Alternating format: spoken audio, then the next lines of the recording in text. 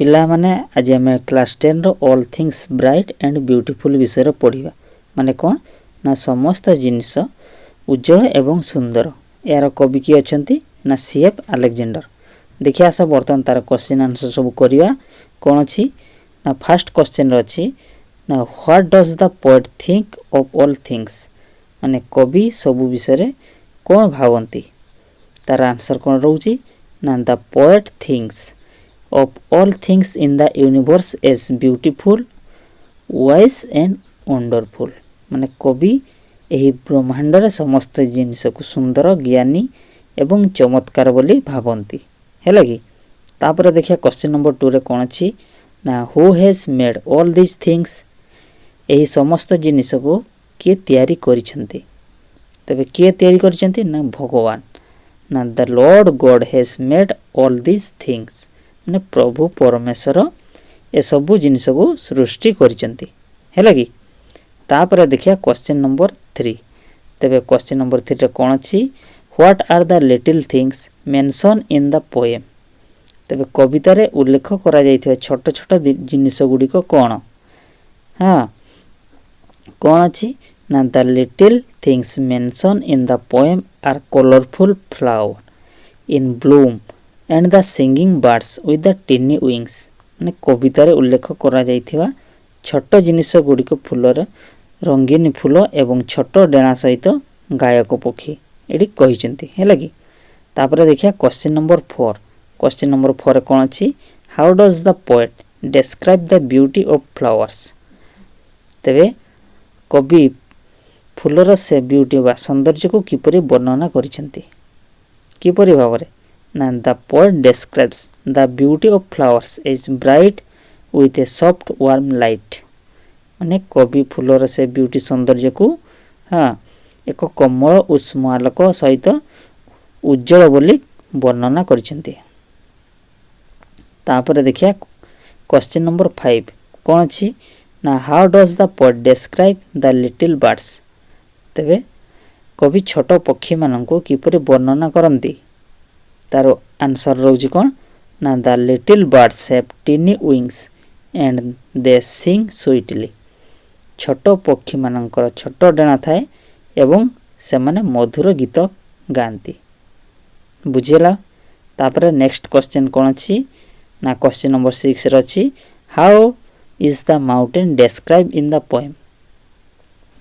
The mountain top is purple headed that is it looks purple in the rays of the setting sun। तबे कोन कहि ना पर्वत शिखर हां जाकी बाइगणी रो मुंड हैला कि ताहा होची सूर्य किरण रे एहा बाइगणी बोली देखा जाय।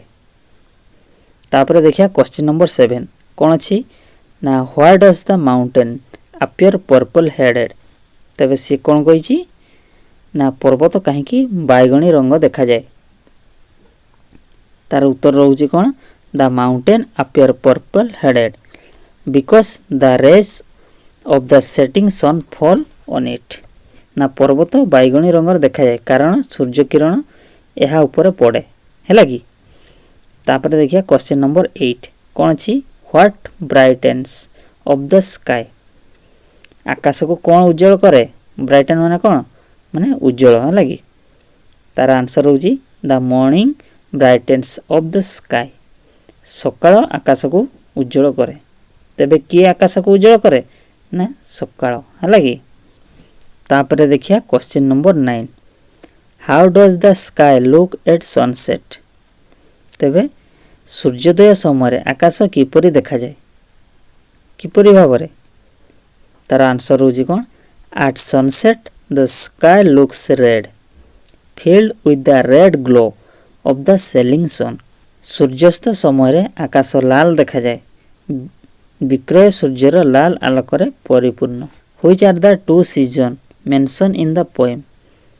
तबे कविता रे उल्लेख करा जायथिया दुईटी सीजन माने ऋतु केउडी को तार आंसर होची the two seasons mention in the poem are the winter and the summer.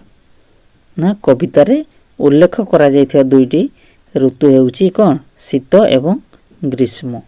पर देखा क्वेश्चन नंबर 11 क्वेश्चन नंबर 11 कौन अच्छी ना why does the poet consider the summer sun pleasant. तेबे कवि कहीं ग्रीष्म सूर्य को सुखद मन करती कहीं कौन कही उत्तर रे ना the poet consider the summer sun to be pleasant because in England the sun is temperate that it has a mild temperature without extreme of heat or cold। माने कौन कही ना कवि ग्रीष्म सूर्य को सुखद बोली विवेचन करती कारण इंग्लैंड रे सूर्य मृद माने अल्प परिमाण पड़े है कि यार उत्ताप्त किंबा ठंडा बिना सामान्य तापमात्रा रही थाए है बुझीगला। तापर देखिए क्वेश्चन नंबर 12 कौन अच्छी ना what do we enjoy in the green wood माने सबुज काठरे आमे कौन उपभोग करूँ। We enjoy watching the sight of tall tree and walking in the wood. उच्च गछर दृश्य देखिबा एवं काठरे चलिबा आमे उपभोग करूँ। How are meadow useful to us. हाँ मालभूमि आम पई किपरि उपयोगी है कि मीडो होची मालभूमि। तार उत्तर कौन रोची ना meadow are useful to us because we play different games there माने मालभूमि आम पई उपयोगी कारण आमे सेठारे विभिन्न खेल खेलु है कि। तापर देइछि कौन क्वेश्चन नंबर 14 रे व्हेयर डू द रोसेस ग्रो माने रोसेस कोठरे बढ़ी थाए कोठी द रोसेस ग्रो इन और नियर वाटर। तापर देखिया क्वेश्चन नंबर 15 कौन अछि ना why do people gather the roses माने लोक माने कहीं एकत्रित हुअन्ति। तार आंसर होजी कौन ना people gather the rose because they are dried up and made into mats basket etcetera है कि। तापर देखिए क्वेश्चन नंबर 16 कौन अच्छी why has God given us eyes. तेबे ईश्वर कहीं आमको आखि देइछन्ति तार आंसर कौन रोजी God has given us eyes to see the enjoy the beauty of his creation. कौन तांको सृष्टि रे से सौंदर्य को देखिया एवं उपभोग करिया पई ईश्वर आमको आखि देइछन्ति है कि। तापर देखिया क्वेश्चन नंबर 17 ना why has God given us the power of speech. काहे देइछन्ति ना कौन कहिछि ना ईश्वर आमको वक्तव्यर शक्ति कहीं देइछन्ति बा कहिबार शक्ति कहीं देइछन्ति। तार आंसर होची God has given us the power of speech to praise his greatness as the maker of all things as the maker of all things. समस्त जिनिसर सृष्टिगत भाव में तांकर महानता को प्रशंसा करने पई ईश्वर आमको कहया पई शक्ति देइछन्ति। तापर देखिया क्वेश्चन नंबर 18 कौन अच्छी how does the poet describe God. तेबे कवि भगवान को किपरि वर्णना करती। तेबे देखिए तार आंसर कौन रोची ना the poet describes God as the maker of all things bright and beautiful great and small and wise and wonderful he is almighty and his given us eyes to see his creation and speech to praise his greatness as the master architect of the universe.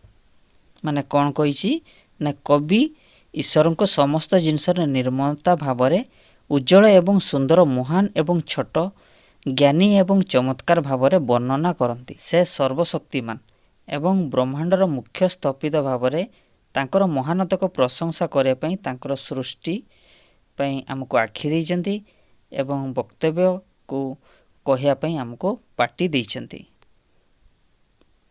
तापर देखिया next question आम next class रे करिया।